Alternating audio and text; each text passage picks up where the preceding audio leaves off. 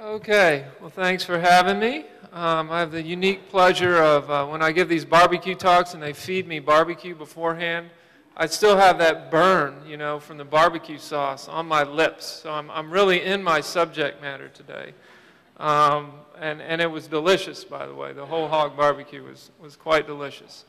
So yeah, it seems like there are a lot of topics of various serious nature here at the Clinton School, and maybe they wanted a little time off to relax and talk about barbecue and just sort of do something quite not as serious. But I'm here to tell you that barbecue is a very serious subject to Southern minds. I mean, I think it's as important as anything else. So I just want to go ahead and say that to begin with. So yeah, the title of my talk is The Slaw and the Slow Cooked, and this is the book, which is for sale over there after the talk, if you are so inclined. As do many, I come by my love of Mid-South barbecue somewhat honestly. I spent my childhood summers eating smoked pork at family gatherings between my father's family in Lexington, Tennessee, and my mother's kin just down the road in Hot Springs, Arkansas. In addition to my grandpa's delicious smoked ribs and homemade family barbecue sauce, growing up I was a frequent patron of McClures barbecue in Hot Springs, notably the longtime favorite barbecue joint of a certain former president that is very close to the interest and mission of this school. My uncle also went to high school with President Clinton, and my grandmother worked with his mother at a local Hot Springs hospital. My father was in the Air Force, stationed here in Jacksonville when I was young, and we traveled a lot during the summers, mostly back to the Mid-South from various places we lived to visit family. My dad had a penchant for driving off the main interstates and highways, and he's sitting right over there, throughout the South and finding the most out-of-the-way ramshackle barbecue joints possible. We ate at a lot of colorful places and had a lot of great barbecue in addition to a lot of bad barbecue.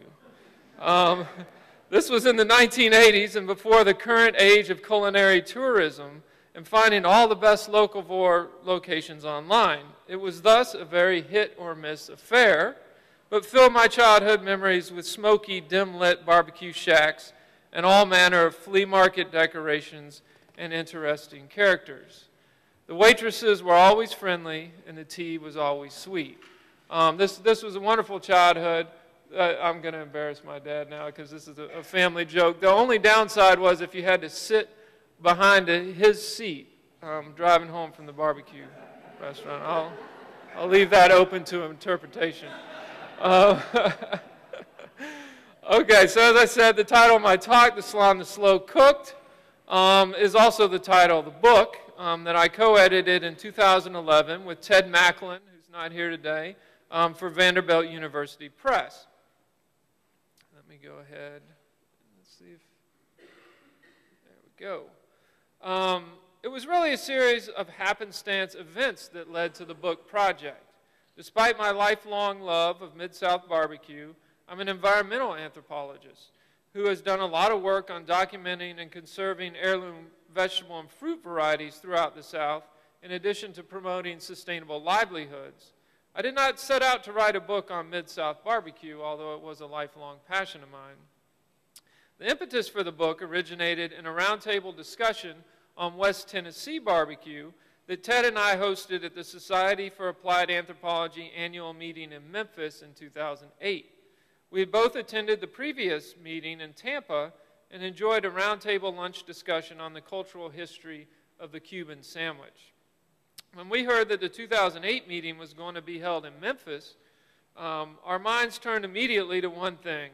Anthropologists from around the world can't visit Memphis without being properly introduced to the city's vibrant barbaculture through the medium of smoky pork ribs, pulled pork sandwiches with slaw on top, fiery tomato-based sauce, and a wide assortment of sides. We called the Rendezvous in Memphis, which many of you I'm sure have been to set up a meeting room, and orders of the famous dry rub ribs, and Joe York from the Southern Foodways Alliance at the University of Mississippi to show clips and discuss his documentary film on West Tennessee barbecue. That film is called Whole Hog. If you haven't seen that, go to the Southern Foodways Alliance website. It's really fantastic. Ted and I both prepared somewhat off-the-cuff presentations on the history of West Tennessee barbecue and its role in the civil rights movement. The mood of the round table was rather relaxed and was as much of an excuse to get family and friends together as anything else. My folks traveled up from Hot Springs, and we were all staying at Ted's historic family farm in deep rural West Tennessee. Everyone had a good time, and visitors from various world regions expressed their appreciation and newfound love and loyalty toward Memphis barbecue. I can remember walking back from the Rendezvous to our hotel, and this woman from Eastern Europe was just glowing and telling me how much she loved the barbecue and why she had never tasted this before. And so it was really nice. It was sort of promoting cultural diversity through barbecue. We had no specific plans to pursue the project further other than smoking pork shoulders together for crowds of people at the annual Southern Seed Legacy seed swaps at the University of Georgia, where we were both pursuing doctoral work. As we left Rendezvous that chilly March day, spring, in Memphis, our minds and work turned to other topics. It wasn't another year, it was within the next year that we received a message from Eli Bortz at Vanderbilt University Press. He's the acquisitions editor there, and he asked us if we would be interested in producing a monograph on Tennessee barbecue. He was looking through the conference schedule and saw that we had hosted this roundtable, which was really just kind of an excuse to get a bunch of people together that we loved and appreciated and eat some barbecue, and contacted us. Due to the popularity of regionally focused barbecue books coming out from various university presses and the importance of barbecue to Southern culture and identity, Eli's strategy was to beat University of Tennessee Press to the punch and put out a book on Tennessee barbecue. Ted and I, both deep in dissertation writing on other topics, though related, we didn't think we could muster enough energy to produce a monograph at the time, but we had enough connections to individuals working on Southern food and culture that we thought a collaborative edited volume was a definite possibility. We also modified Eli's proposal to expand our topic to the Mid-South as a whole. Though lifelong participants in the West Tennessee and Memphis barbecue traditions, we knew that as you traveled eastward across Tennessee, the barbecue changed and became notably sparser. Once you get to Nashville, right, there's not really that much good barbecue. Sorry to anyone who's from Nashville. You can, fisticuffs later if you can get me later. But anyway, so our barbecue loyalties and tastes more accurately cross state lines, with particular reverence for the wonderful barbaculture diversity in the state of Arkansas, which I'm sure many of you would agree with. You can pat me on the back later for that one. So we recruited a variety of different food writers from inside the academy and out, some of them very well known, John T. Edge from the Southern Foodway Alliance and others. Our intent was to create a book that was both academically rigorous and accessible to popular audiences, so sort of a dual-purpose book. The Slaw and the Slow Cooked was born. I'm going to talk now a little bit about the history. This is going to be the main focus of my talk, is really giving you the context of the history of Mid-South barbecue and the different historical permutations that it's went through. I mean, I've eaten Mid-South barbecue my whole life. My family, we would have barbecue philosophy arguments at the dinner table and all this sort of thing. But really researching this book, I knew it was central to Southern life, but I didn't really know how central it was from the very beginning and how involved in Southern politics it's been. And you could really, you could write a whole book interpreting all of Southern history probably through the lens of barbecue. I challenge someone to do that. I don't know if it'll be me. But this book gets at that in several dimensions.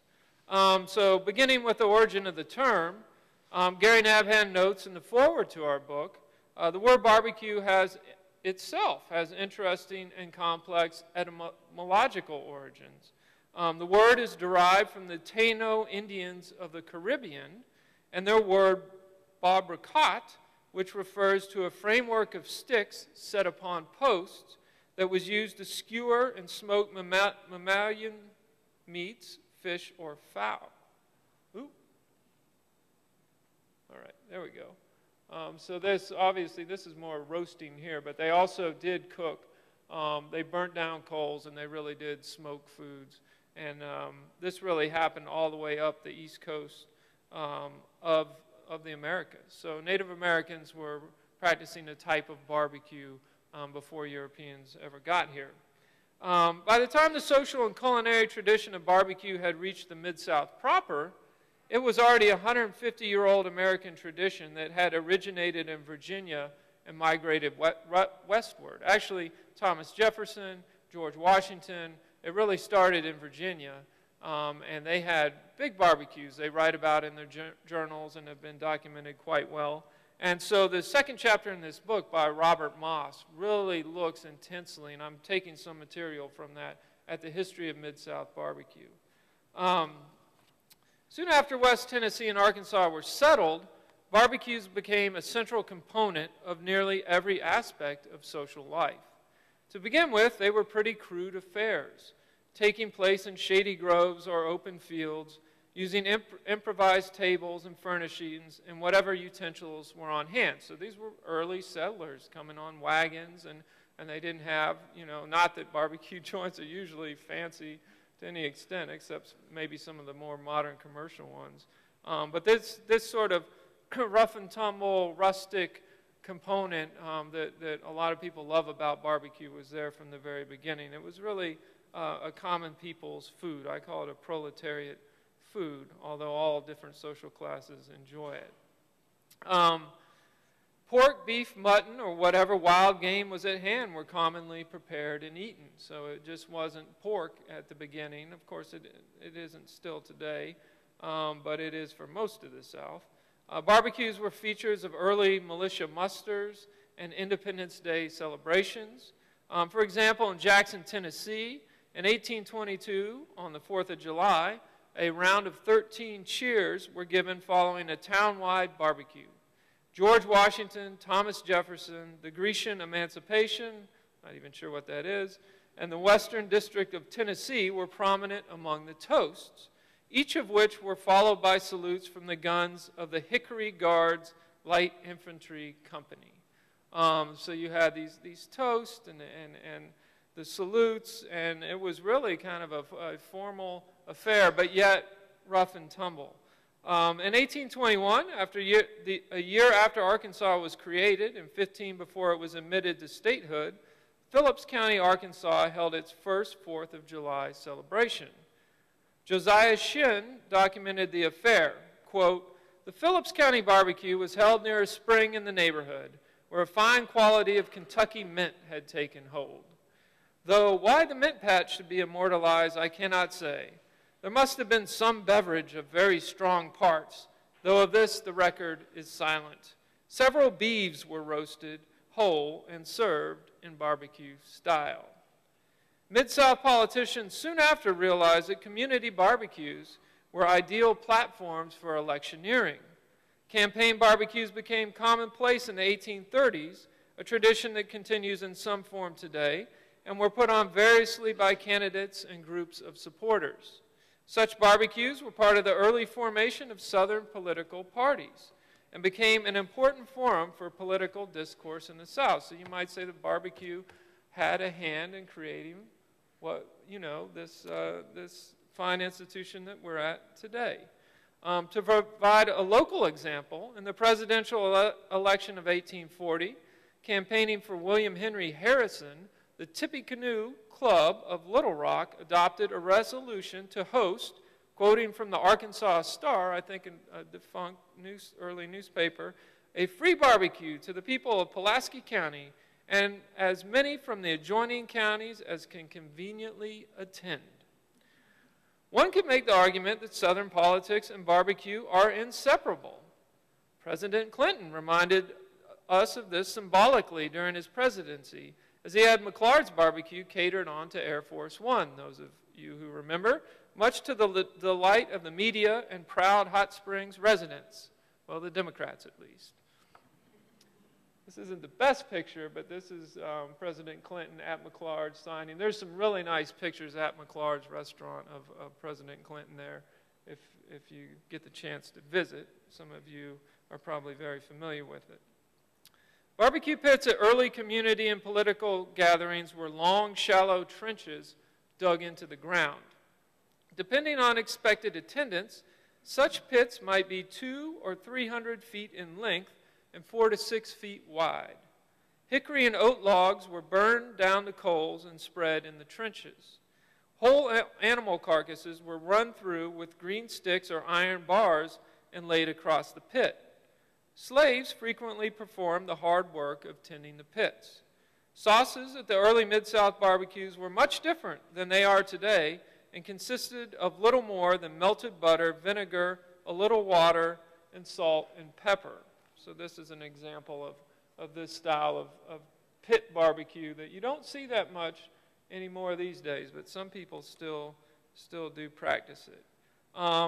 Word about the sauces, yeah, at this point, actually, barbecue sauce in most of America was just about the same. Melted butter, little vinegar, a little salt and pepper. It wasn't until, and I'm going to talk about this, the development of barbecue restaurants in the early 19th century that really the sauce and the regional styles became more distinct. So as I mentioned, early barbecues in the region were rough and tumble affairs featuring arguments, fistfights, and the occasional duel. By the 1850s, the temperance movement had made significant inroads in taming southern barbecue gatherings, holding what they called cold water barbecues, where all other aspects of barbecue stayed true to form, except for the substitution for whiskey and other inebriants with cold spring water. As drinking and fighting were toned down, increasing numbers of women and children began to attend, and barbecue became a more respectable aspect of the Mid-South civic life. On plantations, barbecue also played a central role in the lives of slaves. When they weren't preparing barbecue for the white masters, black pit masters were renowned for cooking barbecue among their own people. On early Virginia plantations, slaves had more latitude in movement, and barbecues posed as a front for revolts, including Gabriel's Rebellion in 1800 and Nat Turner's Rebellion in 1831. This is a revolutionary tradition that carried over into modern times, as civil rights leaders such as Martin Luther King held planning sessions in barbecue joints and fried chicken restaurants. I actually think this is just a wonderful part of the history of barbecue in the South, that people fighting injustice for civil rights organize some of those activities at barbecues. I think this is something that people don't talk about enough in terms of the history of Southern barbecue. By the time barbecues had reached the Mid-South, whites had clamped down on them with heightened surveillance and rules, but black barbecues continued to be an important and rewarding part of slave life on special occasions such as Christmas or the 4th of July. So these were sanctioned by the plantation owners. So instead of having barbecues almost whenever they wanted, they were toned down to special events. Fiddle music and dancing was a ubiquitous part of such celebrations, and on certain plantations, alcohol and visits from slaves on neighboring plantations were allowed as well. Lewis Hughes, who was raised a slave in Mississippi, recollected being so excited on barbecue days that he could barely do his housework, calling such events a ray of sunlight in their darkened lives. So it was really, and we all are probably aware who live in the Mid-South of the wonderful barbecue tradition that goes across race and class lines, but there's a really nice situated African-American tradition throughout the Mid-South, and this goes all the way back. Before the Civil War, barbecues were adopted for other forms of public gathering and celebration, most prominently send-offs and receptions for soldiers who went off to fight in conflicts such as the Mexican-American War, and to giant rallies hosted by the region's first railroad lines to sign up subscribers for shares. Barbecues were initially used to send off troops to the Civil War as well, but ceased once the social and economic impacts of the conflict escalated. At the end of the war, Southern Democrat politicians tried to use barbecues held for African Americans to gain their votes and reestablish white political power, mostly unsuccessfully, despite the enticement of good smoked pork. Southern whites were more successful, of course, in reasserting their power by using terrorist tactics such as the Ku Klux Klan, in addition to enacting Jim Crow legislation.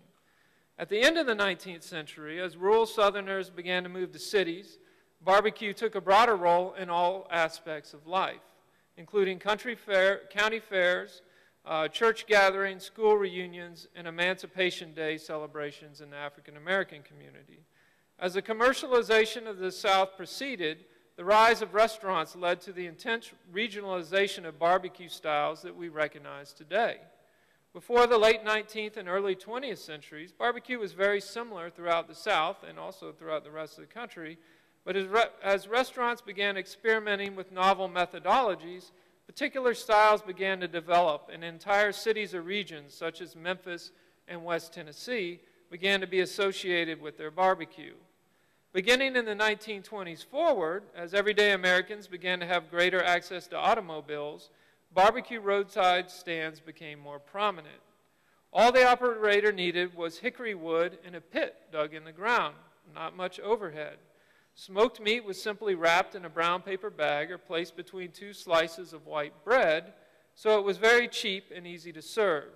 Proprietors of other roadside businesses, such as gas stations, general stores, or motor lodges, began serving barbecue as a side business as well. Here we have McClures. The legendary barbecue joint just down the road is a primary example of such a phenomenon. The McClures family operated West Side Tourist Court in the 1920s, adding a barbecue pit in 1928 to serve slow smoked goat, beef, and pork to guests. After a visitor who couldn't afford the $2 debt he owed for his 2-month stay offered up what he called the world's greatest barbecue sauce recipe, the McClures figured getting something was better than nothing. The rest is history. As 4 generations, the McClures have turned that $2 sauce into a barbecue dynasty, serving luminaries from Al Capone to President Clinton and Willie Nelson. Quite a diverse crowd they serve up there. Barbecue became somewhat of a national phenomenon at this time when the automobile became more ubiquitous in American culture, at least along the southern portion of the country, from the southeast all the way out to Southern California during the 1960s, as McDonald'sization of food culture proceeded from the Ford model applied to industrial food production. But it had subsided by the 1970s as restaurant owners realized you couldn't make barbecue in the short amount of time that you could hamburgers. However, in the Mid-South, particularly, the regional barbecue tradition continued unabated. This is exemplified by the African American communities of Memphis, where, according to Lolis Eric Ely, the well-known New Orleans food writer, particularly in the black sections of the city, barbecue pits are more common than lawn furniture. Many stores also have an old drum smoker chained to a telephone pole out front to advertise that in addition to grits and groceries, they sell barbecue. In the words of Robert Moss, a key contributor that I mentioned earlier to the Slaw and the Slow Cooked, quote, "Barbecue is as essential to the history and culture of the Mid-South as the blues, cotton, and the Mississippi River. From the very beginning, it played a central role in the region's institutions and social traditions, evolving along with local culture to remain relevant to and reflective of the people as a whole. While barbecue itself is a national institution, within the Mid-South region, it has taken on its own unique and increasingly world-famous style. And if history is any indication, that style will continue to flourish and evolve for years to come." So now I want to talk a little bit about what has taken place after the book. So the book's been out for about 2 years, and we've had some pretty interesting developments in terms of our research and our applied work. And actually in the book, there are some Memphis food writers, Paul and Angela Nipple. They've got a couple books out, and they write about barbecue. They compare traditional barbecue to modern commercial barbecue, and they look at it in terms of the the scaffolding of the values of the slow food movement. So the slow food movement has sort of three tenets. Is food good, clean, and fair? And they go, I won't go through all their argument, but they obviously, Southern barbecue, Mid-South barbecue is good. I can attest to that. I just had some about 20 minutes ago. Is it clean? Well, you know, barbecue, you know, you have to smoke wood, you're releasing emissions. But they argue that in comparison to a lot of the modern practices, that actually on a local scale, traditional barbecue is fairly clean, and it also provided employment to a lot. I mean, people just started barbecue restaurants in their neighborhoods or on the side of roads. So it and pit masters, although you know it's not usually an occupation that's going to get you rich, but people have made some money on it, and so it's been a form of employment in the Mid-South for many, many years. So looking at that, we sort of, and their conclusion was that the traditional Southern or Mid-South, in this case, barbecue, is really, it is a slow food. It's maybe the original American slow food, and it is, and I invite you to read more about this in their chapter in the book, but it is good, clean, and fair. But when you get into confined animal feed operations that are raising hogs now, it is not. It's not good for labor. It's not good for the environment. It's not good for our health, really.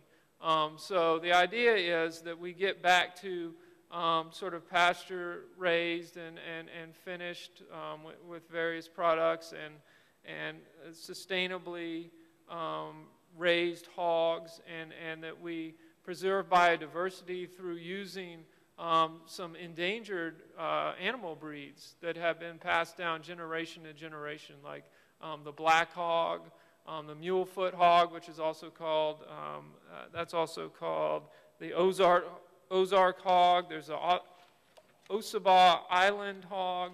There are these old-time southern varieties that we're losing, and they have very distinct taste. And some places, like at Scott's Parker's in West Tennessee, actually, they have their own special feed, and they buy hogs only from local farmers. But I will say, and they do whole hog barbecue, but that's getting harder to find because the small operators, swine operators, have been pushed out by big agriculture and corporate agriculture. And so we're sort of advocating getting back to that small, and it's happening, you know. People are interested in slow foods and heritage foods and sustainability, and we think that, that this could be productively applied to Southern barbecue. So I'm an environmental anthropologist. I'm also a lover of Southern barbecue. I would like to see those two worlds, you know, become more in conversation. At least. Also, I've done a lot of research on heirloom tomatoes. In my family's barbecue sauce, we use it's a brandywine type called the Rhodes tomato, and it makes a wonderful, wonderful tomato paste that we use in our sauce. It's way better than ketchup, just outstanding. Here in Arkansas, there's the Bradley Pink is a well-known. This was actually developed by the University of Arkansas in the 50s, but it wins awards all over Arkansas. Delicious. There's the Arkansas Traveler. There are all sorts of different tomatoes, these heirloom tomatoes, so we can preserve genetic diversity, preserve our cultural heritage, and Gary Nabhan actually calls this eater-based conservation. So the idea is that we're enjoying our barbecue, as we always have around these parts, but we're also contributing to biodiversity conservation and to environmental sustainability. So I'll show a couple other slides. Oh, I was supposed to show that one earlier. That's a delicious sandwich from Roadside BBQ just outside of West Memphis, right on I-40 there. Has anybody ever eaten at Roadside? Oh yeah, that's some good stuff, isn't it? Neat little farmer's stand right next to it. Actually, I talked to them. They grow a lot of their own vegetables and stuff that they serve there as well. This is actually Oak Hill Farm, so my co-author, does anybody have time? How am I doing on time? Anyway. Okay. All right, I know we're going to have a question and answer. I'm going to wrap up here real quick. But So this is at Oak Hill Farm, which my co-author Ted Macklin runs in West Tennessee. And he slaughtered these hogs. This is actually a big black, and if you've ever seen these, this particular one was named Boris, and it was about a 300 or 400 pound hog. And the defining characteristic of them is their ears flap over their eyes. Has anybody ever seen this type of hog? It's pretty neat. So I guess that's, I don't know, some sort of adaptation to keep the flies out of its eyes or something like that. But they are really distinctive and delicious. And so Ted, so Ted, I mean, we're not just scholars who, this isn't dispassionate work here. So he's working on his farm to maintain these heritage breeds. He cooks them up for benefits for his farm, and he sells shares of it to people as a community-supported agriculture. He's really doing the work, and his family's been there since the 1700s. This is like a century farm that has really been in soybean production for the last several decades, but he's really trying to return it to its smallholder past.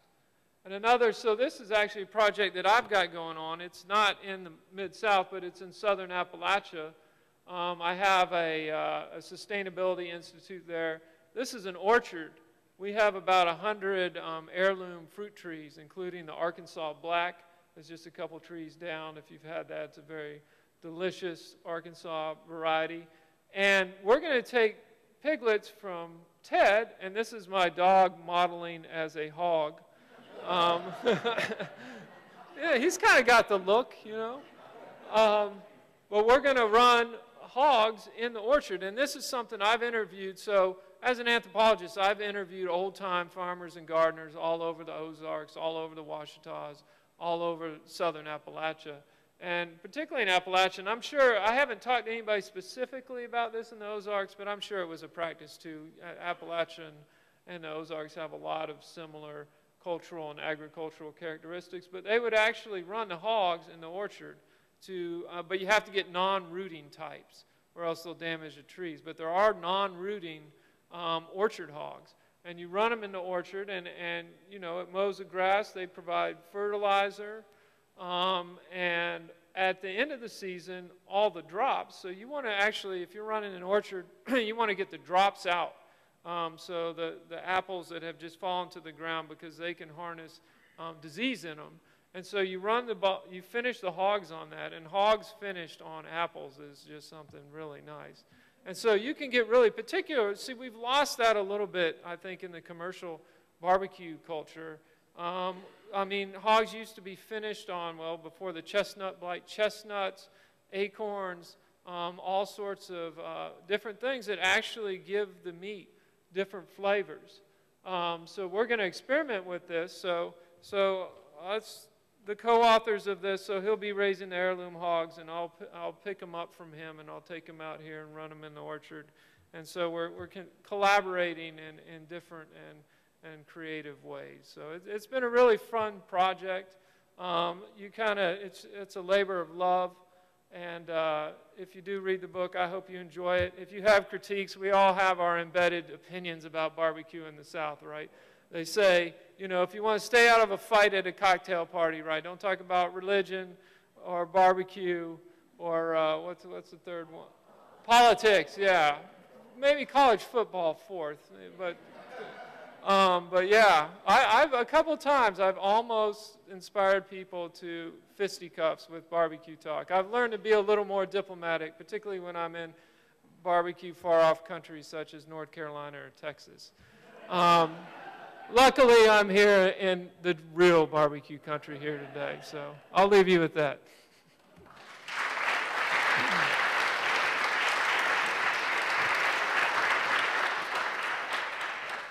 We do have time for some questions, so if you raise your hand, we'll get a microphone to you. Abby in the back. Thank you for coming. Is it on? I can't really hear it. I'm a second-year student at the Clinton School. My name's Abby, and in college I studied Southern Studies at the University of Mississippi Center for the Study of Southern Culture. I really appreciate your presentation and how you apply it to social good, and that's what we do at the school here. I'm not sure if you've heard of the Pie Lab in someplace in Alabama. Have you heard of that? What is it? The Pie Lab. The Pie Lab. Philosophy is wow, that sounds pie delicious. plus conversation equals social change. And the idea is it brings together many different types of people in the community and talk about issues in their community and how they can change that.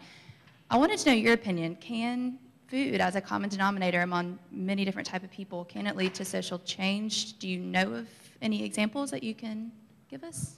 Well, yeah, I think probably the most prominent example, you know, here in the last couple decades is really the slow food movement that took off in Italy when they tried to build a McDonald's in Rome at a very historic site, and then the founder of the slow food movement organize a protest against it, and from that you have this international movement where people are promoting, they're gathering, they're promoting, and some instances they're protesting, but they're really looking for a socially just, sustainable and environmentally friendly food system. So that's a really good example.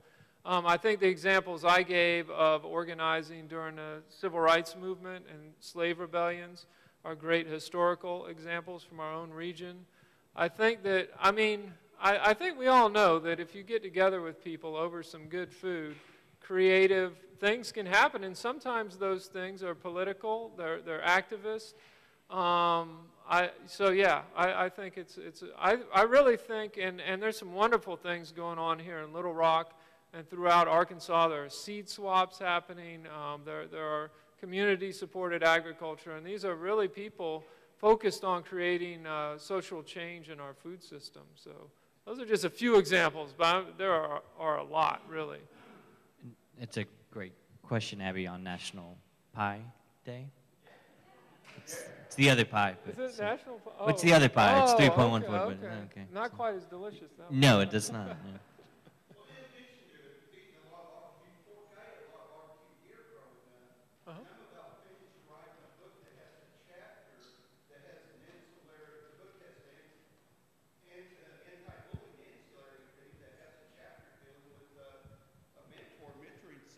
At the barbecue place. Right. But the question I've got is, I live about 40 miles north of here. I'm in an area that's a microcosm of a lot of areas that has a lot of wild hog manifestation. Right. And how is that impacting some of the barbecue that you've noticed today? Because I know it's with some of your advocacy about certain types of pigs. Yeah. And I was wondering what kind of effect that's had. So the feral pigs? Yes. You know, I thought, you know, I almost want to open a barbecue restaurant focusing on cooking feral pigs. I mean, actually my cousin hunts down in South Arkansas, and he's brought some home, and I've smoked them up, and it's just been delicious. So I think it makes good barbecue. I don't know specifically here in Arkansas, but there are a couple places I know of in Texas that are wild food restaurants, and they do a lot of smoking of feral hogs. And I think you have to get some special permitting to do it. But I think, yeah, that's a great solution. I mean, why not? I mean, they're really damaging to the landscape. If you've ever been in a forest where feral pigs have been, it's just like somebody took a tractor and tilled the forest, you know. But yeah, I think the more we could use those creatively and in our foodways, that'd be good. Yes, sir. Tell me why in the Mid-South there's so much of a prevalence of almost essentially just pork barbecue. You almost have to go to like Kansas City or Texas to get beef barbecue. Why do you think that is? Well, I will say that is, from my opinion, maybe you've had different experience, but I would say that is definitely true in West Tennessee and Memphis. I haven't eaten a ton here in Little Rock, but I will say that at McClures, and there's a wonderful chapter by Justin Nolan in here about Piney Woods Barbecue in South Arkansas near El Dorado in northern Louisiana. And what he found was in the western part of that region, they tended more toward Texas barbecue, and in the eastern part, they tended more towards Delta-style barbecue. So actually, I do find beef in particular areas of Arkansas. I think Tennessee going eastward, because I think, in my opinion, Arkansas is sort of a transitional state for barbecue, right?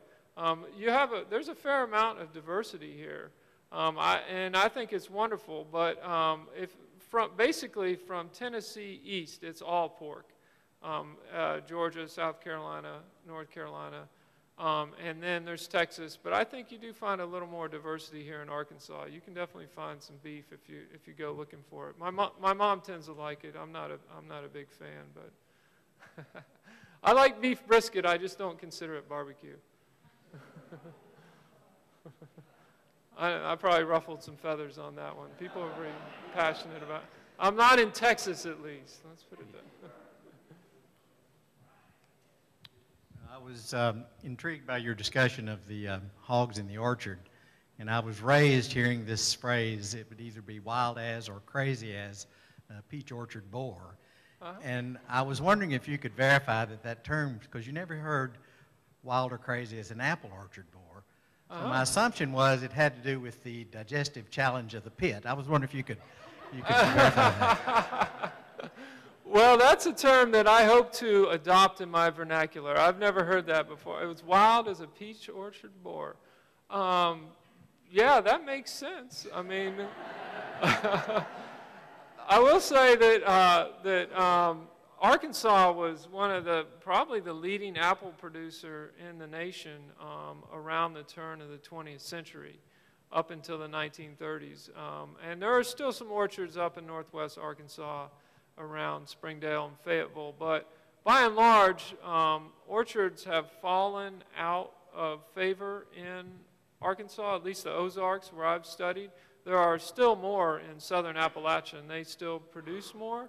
So it could also be, but there are more peaches in Arkansas and the Ozarks than there are in Appalachia. So it just could be that they also, maybe in the generation before you, there's just a wider prevalence of peach orchards versus apple orchards. That's just a guess, but that's a great saying. I like that. Somebody should put that in a book. I might if you don't beat me to it. Well, thank all you for coming out this afternoon. Thank you so much for coming back to your adopted state. And if you do want, you can come and chat a little bit more about some barbecue, and we appreciate it.